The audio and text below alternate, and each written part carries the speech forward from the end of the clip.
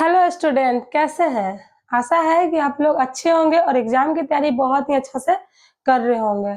तो आज हम लोग चलते हैं क्वेश्चन पे। मैथ का क्वेश्चन है जो कि आपके एग्जाम के लिए इम्पोर्टेंट होने वाला है। क्वेश्चन क्या है देखिए, ऐसे दो क्रमागत विषम धनात्मक पूर्णांक, ठीक है क्या? ऐसे दो विषम धनात्मक पूर्णांक चाहिए जिनके वर्गों का योग 290 हो, ठीक है। तो लिखेंगे हल। आपके 2 नंबर में क्वेश्चन आता है, लिखेंगे हल। माना कि पहला विषम धनात्मक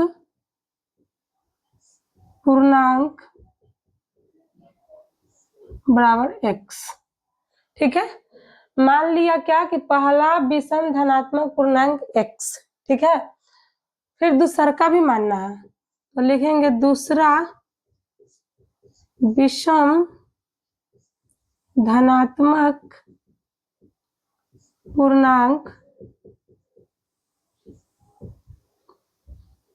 x प्लस में 2, ठीक है।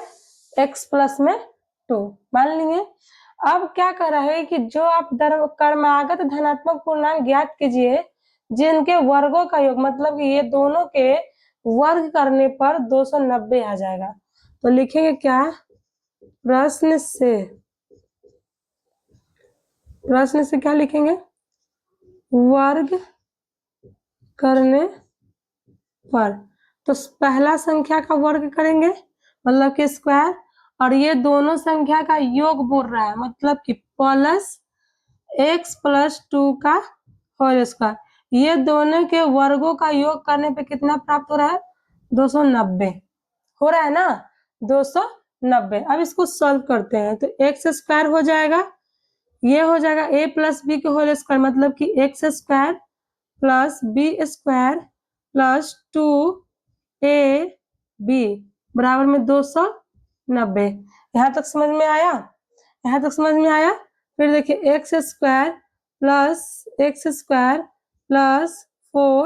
प्लस 4x, 2 दूना 4x हो जाएगा ना, बराबर में 290।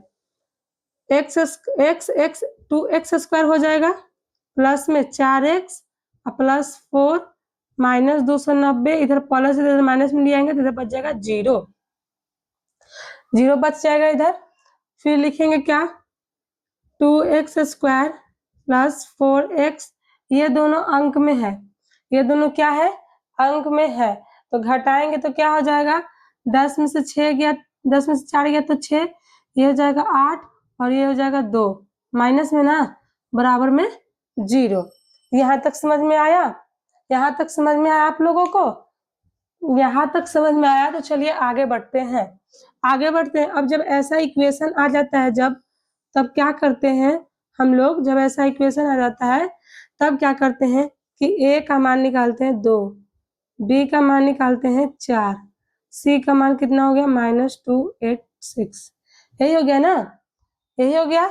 चलिए द्विघात समीकरण के सूत्र पढ़ेंगे, d बराबर बी स्क्वायर माइनस 4ac पढ़े हैं ना।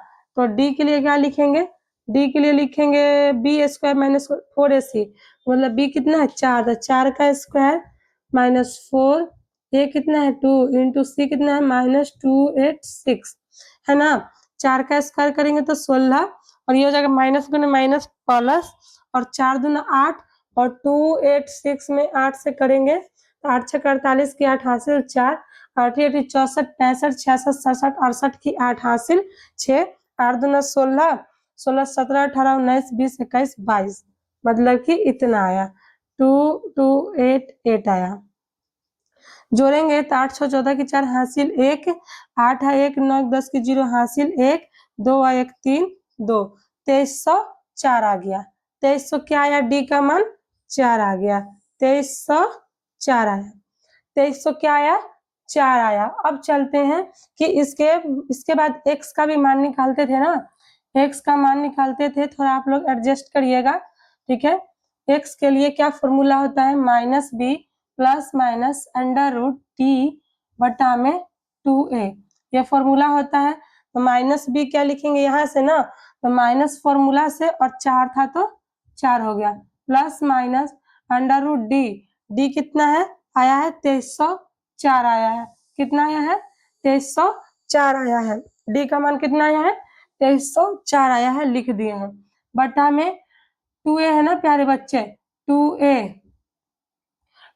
है तो 2 के 2 और 2 में क्या है a गुना है, तो एक जगह पे रख दिए क्या 2 रख दिए, 2 रख दिए। चलिए अब इसको सॉल्व करते हैं, -4 प्लस माइनस, ये किसका स्क्वायर है, मतलब कि किसका घन वर्गमूल है, ये किसका वर्गमूल है बताइए आप लोग। देखिएगा ये हो जाएगा 48 का, शायद करके देखते हैं, 48 का, 48 का ही होना चाहिए, 16 64 8 चौको 32, 32 और 2 32 गुना 64 हो जाएगा 4 6 6 10 की जगह यहाँ से ले 6 6 12 3 यहाँ से लेके 1 2, क्या हो गया 48 का निकल गया। जिन बच्चों को ऐसे स्क्वायर रूट करने नहीं आता है, जिन बच्चों को ऐसे स्क्वायर रूट करने नहीं आता है वो मुझे कमेंट में करिए, मैं इसके लिए एक स्पेशल वीडियो बना दूंगी आप लोग के लिए, जो कि स्क्वायर करने में बहुत आसान हो जाएगा। और ये हो जाएगा 2 दूना 4, फिर देखिए -4 प्लस माइनस का मतलब कि एक बार प्लस में तोड़ना है और एक बार माइनस में तोड़ना है, ठीक है, हो गया, समझ में आया। इसमें से इसको घटाएंगे तो क्या हो जाएगा बाबू 44 हो जाएगा, नीचे में 4 हो जाएगा, ये जोड़ेंगे तो क्या हो जाएगा 8 4 12 के 2 हाथ से ले 4 1 5, माइनस माइनस जोड़ते चाहिए रहता है माइनस का 4, ये हो जाएगा 11 और ये हो जाएगा 13, यानी कि 11 और -13 x का मान आ जाएगा, यही आपका हो गया आंसर। मतलब कि आंसर यहाँ से भी हो सकता है, आंसर और हो सकता है क्या कि पहला पूर्णांक क्या माने थे आप x, मतलब 11 भी हो सकता है, दूसरा का क्या x माने थे तो x का मान 11 आया और +2 तो जोड़ेंगे तो क्या हो जाएगा 11 12 13, 13 हो गया, आ गया ना 11 और 13 आ गया, आया समझ में, आया समझ में। तो चलिए पढ़ते हैं नेक्स्ट क्वेश्चन की ओर, तब तक ये सब आप स्क्रीनशॉट कर लीजिए क्योंकि आपके एग्जाम में ये क्वेश्चन इंपॉर्टेंट होने वाला है, ये क्वेश्चन भी आपके लिए इंपॉर्टेंट होने वाला है 2027 बिहार बोर्ड एग्जाम के लिए।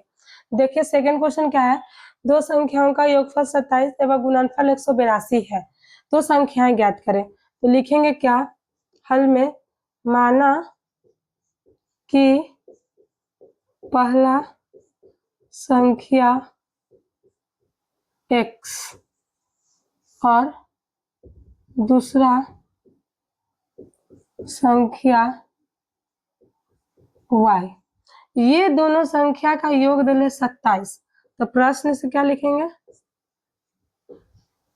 x प्लस y बराबर 27, यही दोनों संख्या का योगफल दिया हुआ 27 लिख लिए, मतलब कि x बराबर हो जाएगा 27 प्लस में तो इधर माइनस में y, ये हो जाएगा समीकरण फर्स्ट आपका। फिर क्या कर रहा है कि यही दोनों संख्या का गुणनफल, मतलब यही दोनों संख्या का गुणनफल भी दिया हुआ है x इंटू वाई बराबर 182, ये हो जाएगा समीकरण सेकंड आपका, ये समीकरण फर्स्ट, ये समीकरण सेकंड।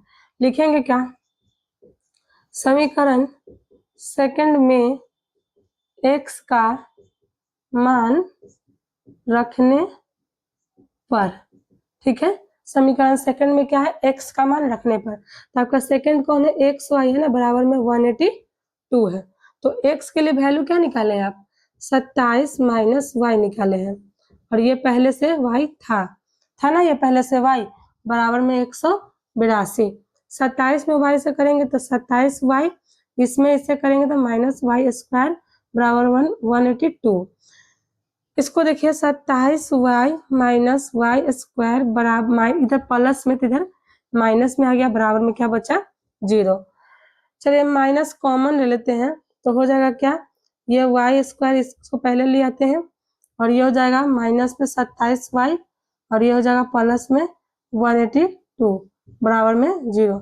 माइनस जो है 0 के बराबर नहीं होता है, ठीक है, माइनस जो है 0 के बराबर नहीं होगा।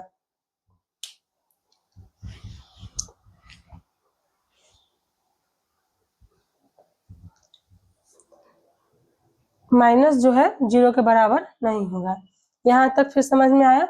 अब इसके बाद क्या निकला y² माइनस 27y प्लस 182 बराबर में 0। अब इसका करेंगे हम लोग फैक्टर, गुणनखंड निकालेंगे। क्या निकालेंगे? गुणनखंड निकालेंगे। गुणनखंड निकालने के लिए देखिए क्या है, Y square minus 27y plus 182 बराबर में 0। क्या ऐसा दो संख्या लीजिएगा कि इसको गुना करने पे इतना आ जाए और जोड़ने या घटाने पे ये वाला आ जाए। ठीक है, तो आप लोग कैलकुलेट करके बताइए, तब तक हमको पता है क्या लेना है, 14y और माइनस 13y लेना है और प्लस में 182 रह जाएगा बराबर में 0। अब कॉमन इन दोनों में से क्या ले कि मतलब कि कॉमन ले तो y हो जाएगा, कॉमन ले लेंगे तो y माइनस 14 हो जाएगा। इसमें से सब क्या कॉमन ले, 13 लेते हैं कॉमन, तो y plus minus plus minus ये भी 14 हो जाएगा बराबर में 0। देखिए 14 में 13 से गुना करिए, इतना आ जाएगा। ठीक है, अब देखिए जब ब्रैकेट वाला जब सेम होता है तो ये वो लिखते हैं, तो क्या लिखा जाएगा, y माइनस 14 लिखा जाएगा और जो ब्रैकेट के बाहर है उसको भी ब्रैकेट में लिखेंगे। फिर उसके बाद बराबर में 0, एक बार इसके लिए शून्य एक बार इसके लिए शून्य, मतलब y माइनस 14 बराबर 0 और एक होता है y माइनस 13 बराबर में 0। y बराबर माइनस 14 तो इधर प्लस 14, y बराबर माइनस 13 तो इधर प्लस 13, मतलब कि क्या निकला, y बराबर 13 निकला। 13 निकला ना, y बराबर क्या निकला, 13 निकला।